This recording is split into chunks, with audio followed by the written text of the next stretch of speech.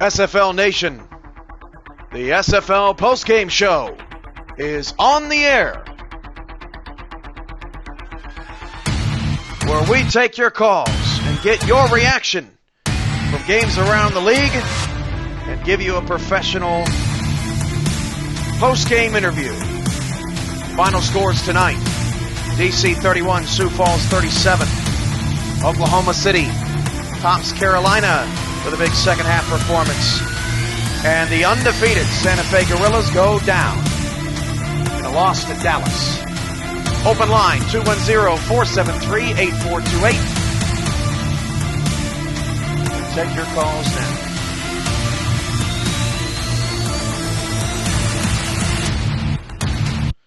Let's pull up the stats and let's get moving.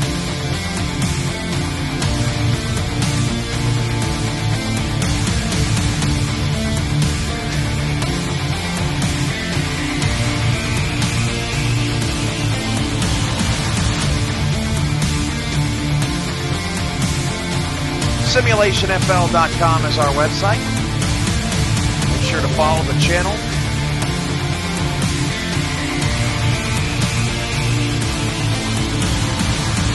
Still waiting on our first call. 37-17 was that final in Carolina tonight.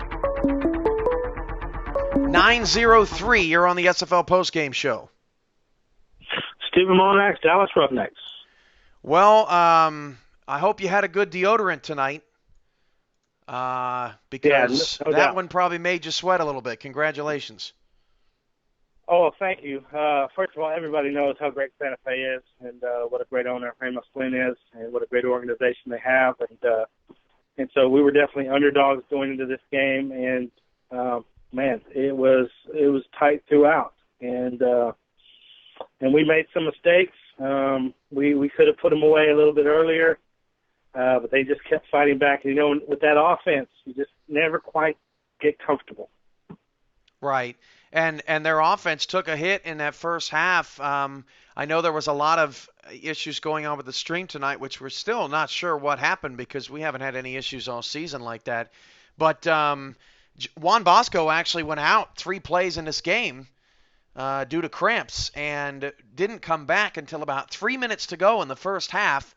But that is the second straight week that even though you didn't actually do anything to Juan Bosco, as I got a report from the sideline, I mean, he just came up gimpy on that third down on Santa Fe's opening possession. But this is the second week in a row that a Gold Star offensive player from the opposing team has gone out against Dallas.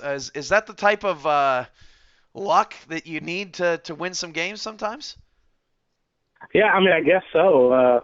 And actually, if you think about it, it's the third week in a row they've had a major offensive player go out with Cannon 3 weeks ago. Oh, that's true. You know, and I'd almost make the argument that maybe it's our defense that are knocking these guys out. But yeah, definitely luck comes to, you know, and what can you do about that? All we can do is just try to play the game. And if injuries strike us, we have to try and, you know, next man up and do the best we can. You know, we really don't have any control over that. So we just continue to play, and if luck kind of goes over in our favor, you kind of just thank the gods and go on. You know. If you thought that you were going to beat Santa Fe, did you think it would be holding him to 16, or did you think you'd have to score more? No, definitely. I thought when we started kicking field goals, and I told Lord Raider this earlier, like, against this team, you just can't stutter the way that we stuttered on offense. You can't get penalties. You can't just kick field goals. You can't get all the way up to the goal line and in the red zone and not execute. You can't throw picks in the end zone. And we did all of those things tonight. And what really kept us in the game was our defense. But yeah, going into it, the strategy was let's try to limit their offense as much as we can. We know it's going to be a tough task. And we just kind of got lucky with that tonight a little bit. And our offense, it needs to be improved. There's definitely some things we can improve. As people say, Pizza Cord had 3 interceptions tonight, and I don't know if it's the way that I say his name or what they say, but there was nobody laughing at Pete Secord tonight. He has 3 picks. He also defended the pass. He also, if I remember correctly, had a pretty key play somewhere down the stretch. Oh, he made the tackle on at the end of the game there. Yeah. That was Secord with the tackle. So, I mean, is this his best game? You've known him on your team for a couple seasons. Is this his best performance? Yeah, absolutely. Actually, starting the season, he was kind of a lost man and an invisible man for us. I was hoping that he'd come up big sooner and play a bigger role. But yeah, he made up for all of that tonight. Played unbelievably well, and there seems to be that way on our defense. There's always one guy that really kind of just comes up or steps up big. Sometimes it's one, sometimes it's two, but they just seem to come up in the right moment. And tonight was Pizza Cord's night. You sort of like to rib me about the schedule. First you get 6 road games in the first 8. Then you get Sioux Falls, Santa Fe, and Louisville all in a stretch. You've gone 1-1, both games very close, both games under 30 points. Louisville had over 600 yards of offense last week. They are sort of the opposite of maybe a Santa Fe or a Sioux Falls in the fact that they want to be 50-50 and they want to seriously use the run and pass against you just all night long with some balance. Is there any difficulty in going away from sort of the game plan against maybe a Sioux Falls or a Santa Fe and having to go in a 180 to try to prep for Louisville on the road for that matter? Yeah, absolutely. I mean, this isn't the first time we saw him last season. We got the full force of David Overstreet, so we know exactly what he can do. They have a really great balanced offense over there. And, yeah, it's tough. I mean, it's almost a pick-your-poison type situation. You're going to defend the pass. You're going to defend the run. I think our defense has been equally good against both this year. And so we'll bring that defense in and see what we can do and try to improve on a kind of lackluster offensive performance tonight. Mike Davis, I think you maybe expected a little bit more from him. 22 carries, 59 yards. Not the greatest night for Marconi either. He throws 3 picks, although he did complete 72% of his passes. But Demetrius Outdat steps up big, catches a couple of touchdowns for you. And as DC knows after tonight, touchdowns and field goals is a completely different thing, especially as you were kicking field goals early in the game. I know that you preach balance with your receiving core, but how nice is it to see your number one guy when it's all said and done making those plays? Yeah, it's great. I think Outdat had his best night tonight, and we really needed him to because, like you said, Mike Davis didn't perform as well as we hoped. We got him more attempts probably tonight than we have in the last couple of games, hoping that he would step up a little bit. But, hey, give Santa Fe's defense a lot of credit. They have improved throughout the season, and they were stuffing the run tonight, and they had Mike Davis' number. And so, yeah, and in those cases, we're pressing in the passing game. And I think Marconi kind of pressed a little bit there in the second half and had those mistakes that he shouldn't have. But, thankfully they didn't cost us the game. Louisville's 6-0. Sioux Falls, Santa Fe, and Dallas are 5-1. How does it feel? Unbelievable. I wouldn't, if you would have told me this at the beginning of the season, I wouldn't have believed you. This whole thing was kind of an experiment from the beginning. We've just been blessed and won these tight games like this. We're sweating it, and you need that deodorant at the end of the game. We've been able to pull out a majority of these, and that's I wish it would. I wish we could blow them out like Santa Fe was doing early in the year, or even last week. I wish we could do that, but that's just not our style right now. Stephen Mullinex, owner of the Dallas Roughnecks. Thanks, Stephen. Thanks, man. All right, open line now, 210-473-8428. Also, a couple of things. A programming note, tomorrow's game starts at 6 Central, 7 Eastern. 6 Central, 7 Eastern. And then I will address the rest of the start times for games going opposite of NFL on Sundays and Thursdays with our stream team. Obviously, we don't want to go toe-to-toe with the NFL all night long. That's why we would want to be starting an hour earlier. But if that doesn't work out with our network crew, and the East Coast needs that extra hour to get things ready and prepared, then we'll continue to go with 7 Central. And we hope that you continue to support us despite having the NFL on. And as you guys know, you can multitask, watch both games at the same time. And also, too, while we wait for our next caller,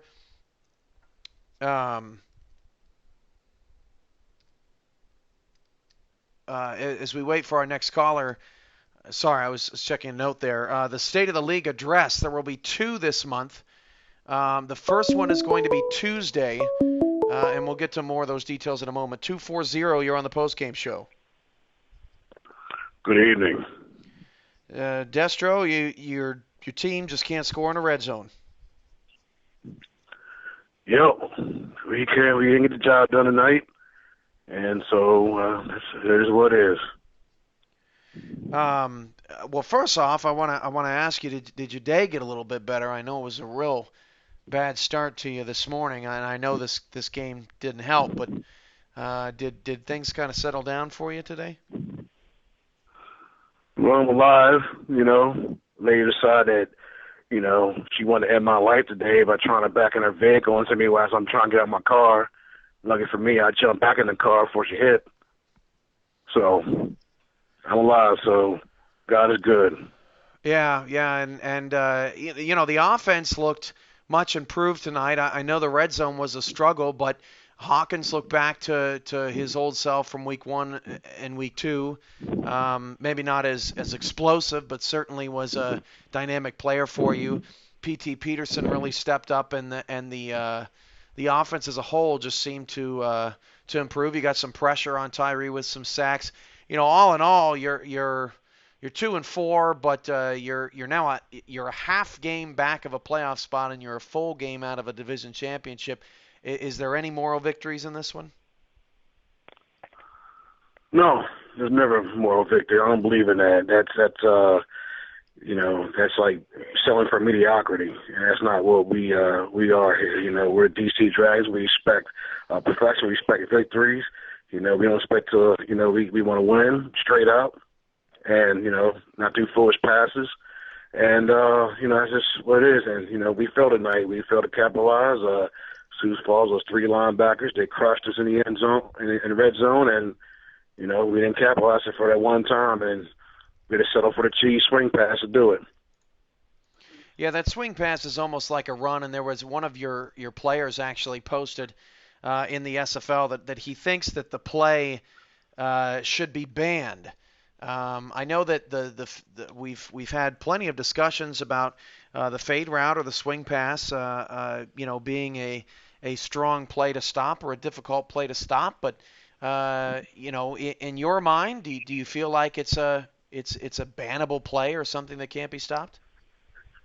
Well, as much as I despise it, I was afraid last year when the Maulers did it. I said there's going to be a team or two that was going to copy it, and then we played it tonight.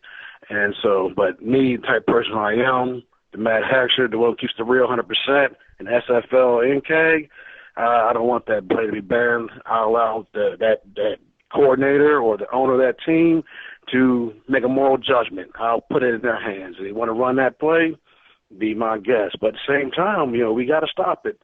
And we didn't stop it tonight. They ran it many times. We knew they were going to do it, but we didn't do it. So it's one of those things we've talked about all the time. It's like, hey, they're going to do. You just got to put in that work to stop it. But at the same time, it can be cheesy at moments. But no, that goes against the code, and I don't believe in banning plays. Because then you want to ban this play and ban that play. Unless you'll be playing two-hand touch or, playing backyard ball or something. Good perspective. Over the next 2 weeks, you are at Cleveland and at Queen City. Now, obviously, being on the road is a little different than being at home, but it can be done. Those are 2 teams that seem to be down on their luck a bit. And then, over the last 4 weeks, you play Baltimore twice, potentially for the division lead. Do you smell blood in the water there with Cleveland and Queen City coming up that maybe you can push to get to 4-4 and sort of right the ship? Well, the great master Bruce Lee always said, "Never underestimate your opponent," and we will not do the same with these next two because they're down just like us.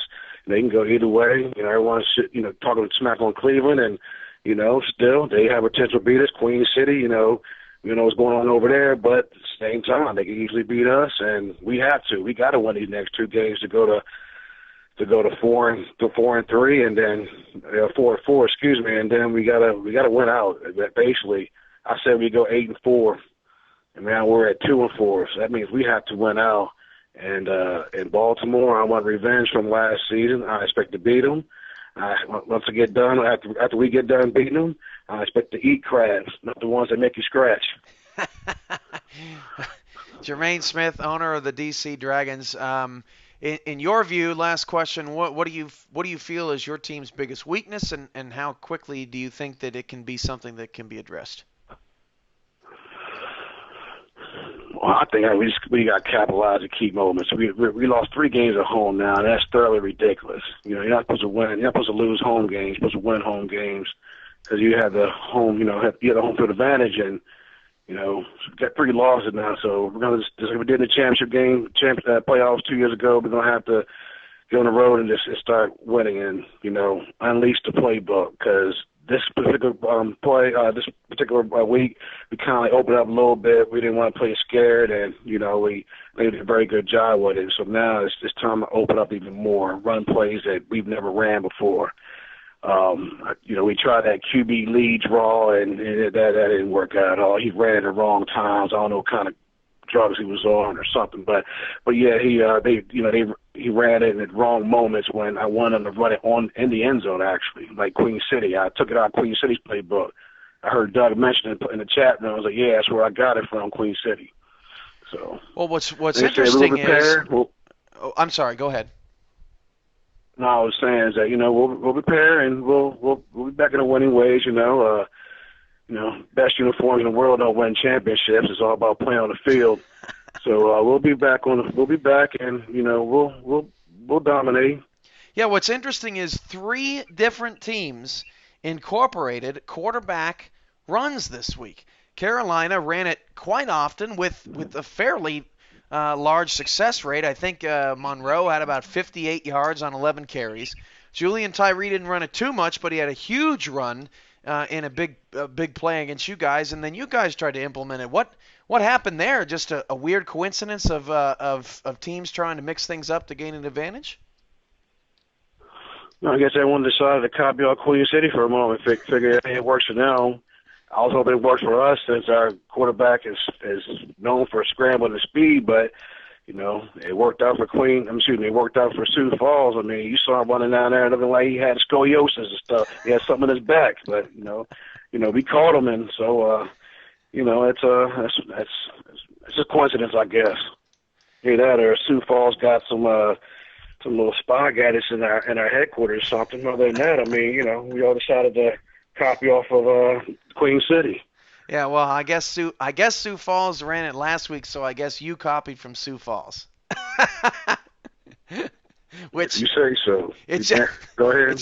It's just a joke. I know you've had a bad day. I'm sorry. I'm good, man. I'm good. I always like to clown talk smack. I got to be professional at the same time. I want to throw shade, but I can't do it. I'm a professional owner now, not a shade thrower. So. Jermaine Smith, owner of the DC Dragons. Sorry for another tough loss, but best of luck to you the rest of the season. All right, thanks. Have a good night. You too. Jermaine Smith, owner of the DC Dragons. My dad was trying to call in, owner of the Oklahoma City Renegades. They get a 20-point win over Carolina. But you guys have to give him crap for that because he kept trying to call in, and I kept trying to tell him to just wait and watch the post-game show, and he kept not responding to me. So, just give him crap for that, will you? Because sometimes he just acts a little silly. Since I'm getting him back for what he said to me on the last time he called in. But anyway, back to what I was saying. Open line now, by the way, 210-473-8428. State of the League address is coming up Tuesday. And we are going to Tuesday at 6 Central, 7 Eastern, And then 2 weeks from then, on that Monday, so 13 days later, we will have the second State of the League address. If you missed the memo of what the State of the League addresses will be covering, on Tuesday we will be covering the evolving goals and missions of this league as we move forward, and our evolving mission and how we believe we are going to get to where we want to go. And then a couple of weeks after that, we will have official announcements on opportunities that will be available in Season 8 in 2017, January. And that includes opportunities with players, coaches, and owners across the board, a wide variety of announcements there. So you won't want to miss that. It's the 13th of September, the Tuesday, and then the 26th of September. That's a Monday, and they will both be at 6 Central, 7 Eastern. I want to appreciate Sim Champions giving me some good thoughts in a PM. I appreciate that. And I also want to bring up a piece of history tonight. For the first time in SFL history, a team blocked 2 punts in the same game. That happened in Oklahoma City, Carolina. And not only did they block 2 punts in the same game, they blocked 2 punts in the same quarter. The Renegades in the second half, in the third quarter rather, blocked 2 Carolina punts. They were partially blocked, and they were blocked by the same player, no less, if you can believe that. And then also in the second half, Oklahoma City in the third quarter returned a kickoff for 93 yards. So in one quarter, Oklahoma City blocked 2 punts and returned a kickoff for a touchdown. And you can just take the punts as league history, but now you can take the punts plus the kickoff return all in one quarter as Oklahoma City outscored Carolina 27-10 in the second half to win 37-17 to improve to 3-3. Carolina falls to 2-4. Sort of shockingly, Carolina was up almost the entire first half. And Oklahoma City's defense came up big. Billy Joe Casper came up 1 interception short of tying A.J. Lacoste's league record. He had 4 interceptions tonight as the deep ball was not working for Jamison Monroe and the Skyhawks. Open line, don't be shy, 210-473-8428. Santa Fe falls to 3-1.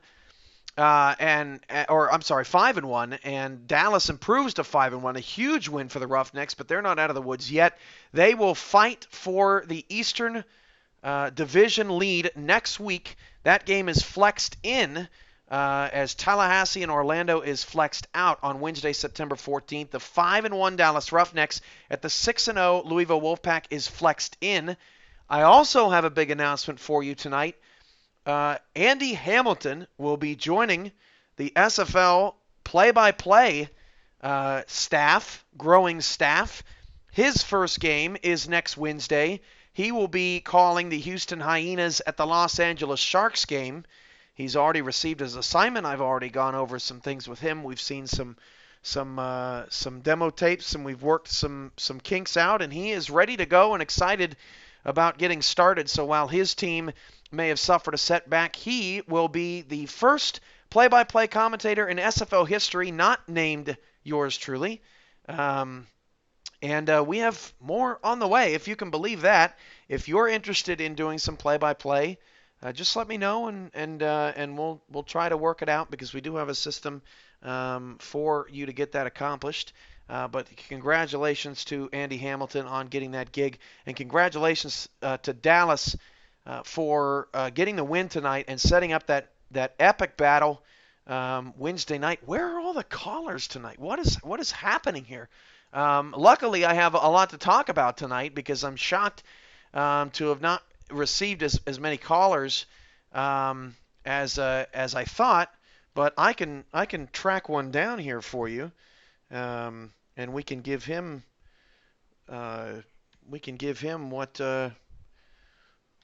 what I asked you guys to give him earlier, and we'll try to get him on the phone. Jason, I'll be with you in a moment.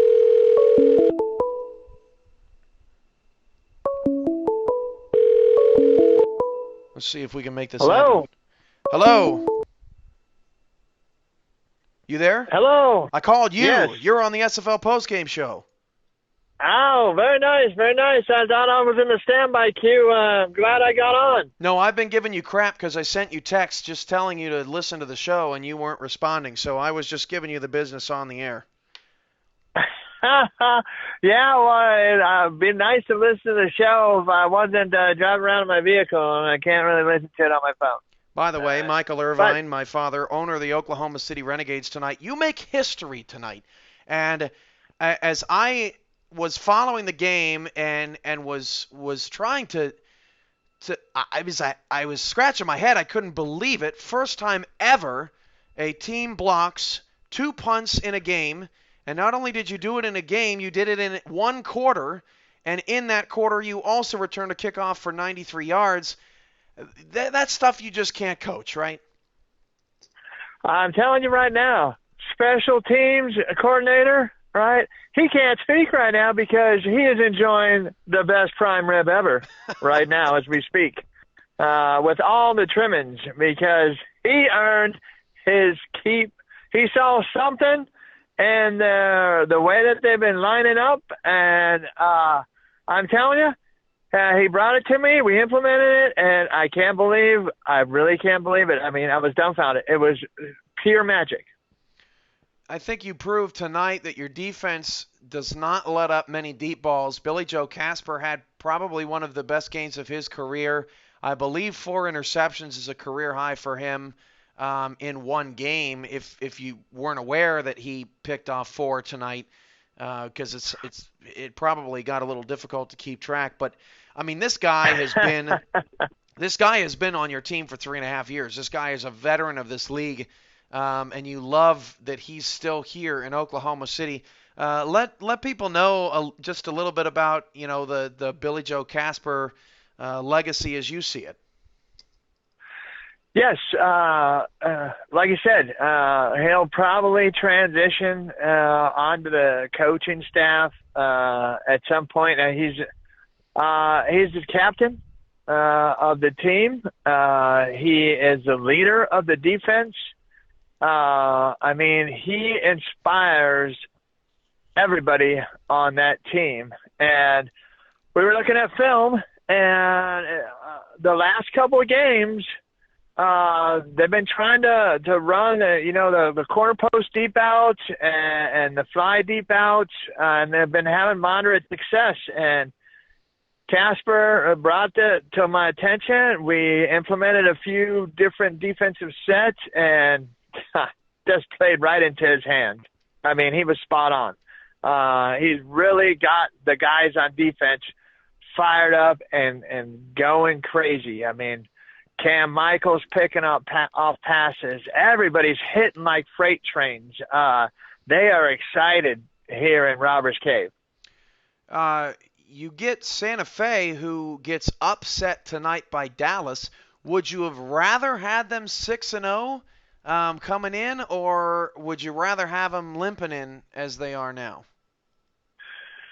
Well, everybody, loves to knock off, the king, so to speak, the undefeated. So kudos to Dallas. But it's a double-edged sword. I kind of wanted them, to be the one that knocked them off, but I really like that they're now that there's a kink in their armor and they bleed like everybody else. They're not going to be too happy. I mean, they're going into a hostile environment there in Robbers Cave because these guys are pumped up, they're fired up, and it should be a war there in Oklahoma City. Oklahoma City plays Santa Fe next week, by the way, for all of you listening, in case you didn't know. That is a Sunday game, Sunday, September 11th, the Sunday night of the first NFL season. But, Oklahoma City is now 3-3. Your offense was struggling a bit. They struggled a bit tonight, particularly in the first half, but did you feel like that something clicked in the second half with your guys? Yes, I mean, we had a game plan that, I mean, it was really to target some of their defense's weaknesses that we saw on film. But hats off to Carolina. They made adjustments and they filled some of those weaknesses. But we were still able to exploit it.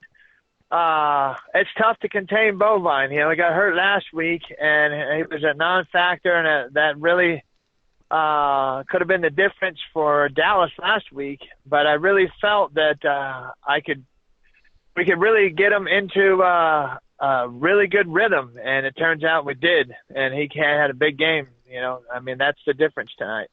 Michael Irvine, owner of the Oklahoma City Renegades. You know, maybe next time you'll figure out the tech side and you'll actually be able to call in on your own.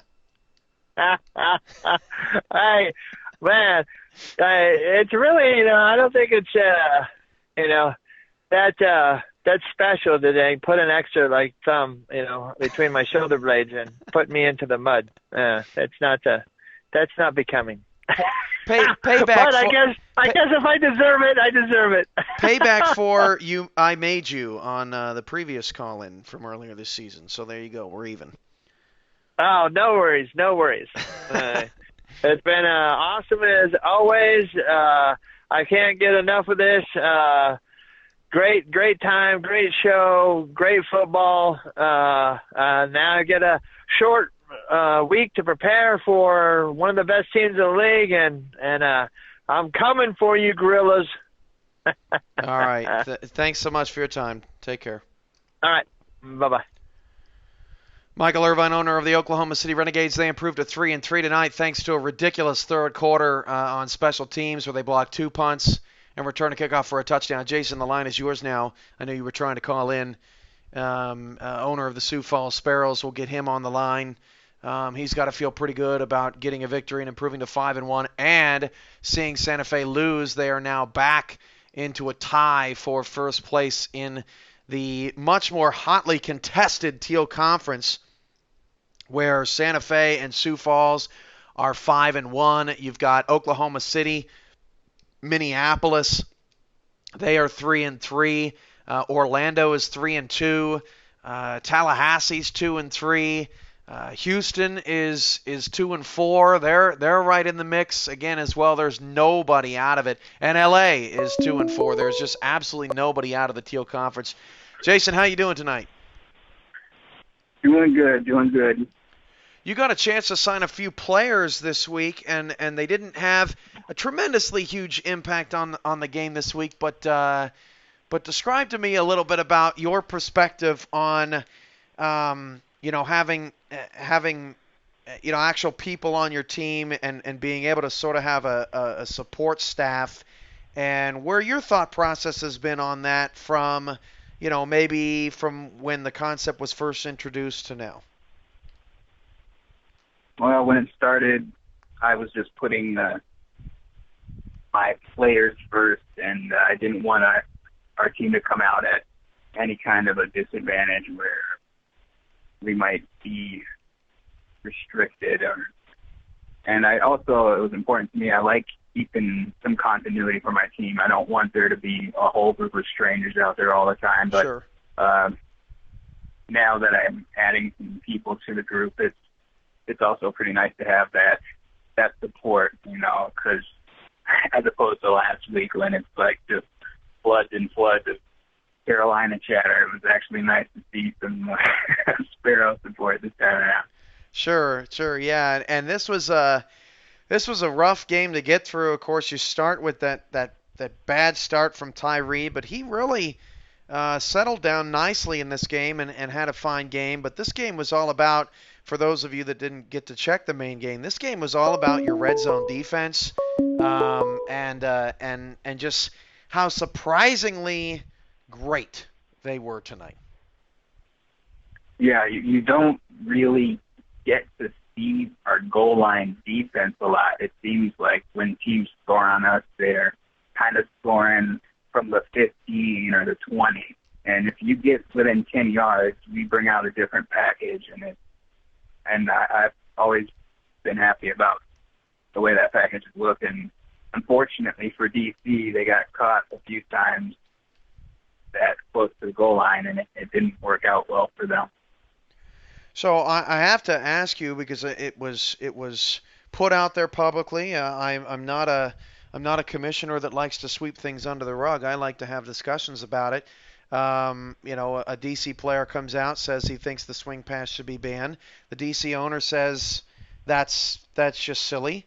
I look at it as more like a run for Benny Beasley and sort of combining his run and pass yards into sort of one molded stat sheet. But obviously, the Sioux Falls runs a very effective offense with that play, and is it one of those things where it just gives you an extra dimension and a choice for the defense on what they want to stop?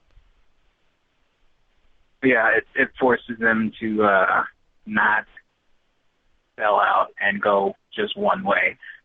Having some stuff underneath forces them to bring out some looks and some schemes to cover underneath, and then that allows Jennings and Cannon to sometimes go off like they can.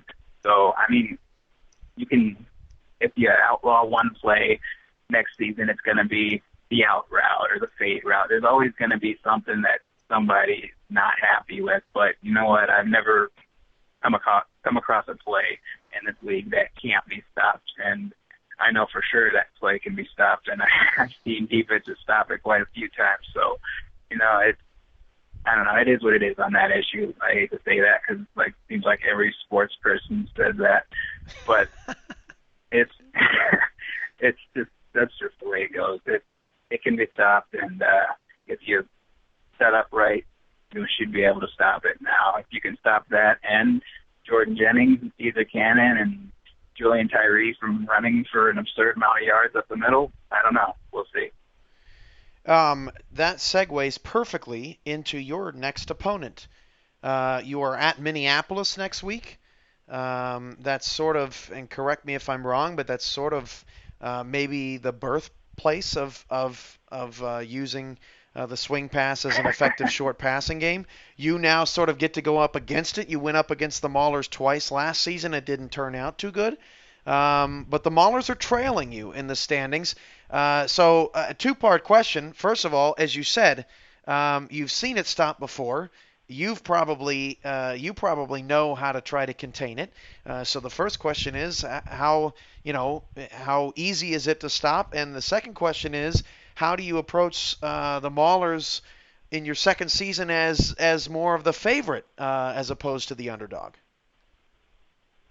Well, kind of like I approached this game because I don't know how many people remember, but DC also beat us last year, so right.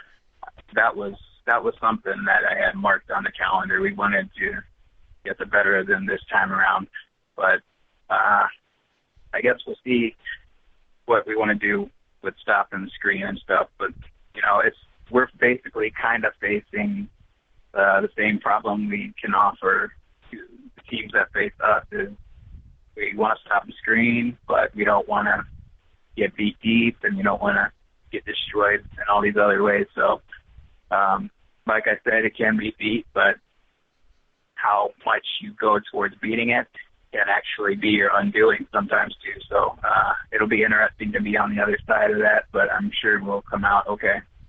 Sure. Now, don't lie. Are you happy about Santa Fe losing tonight?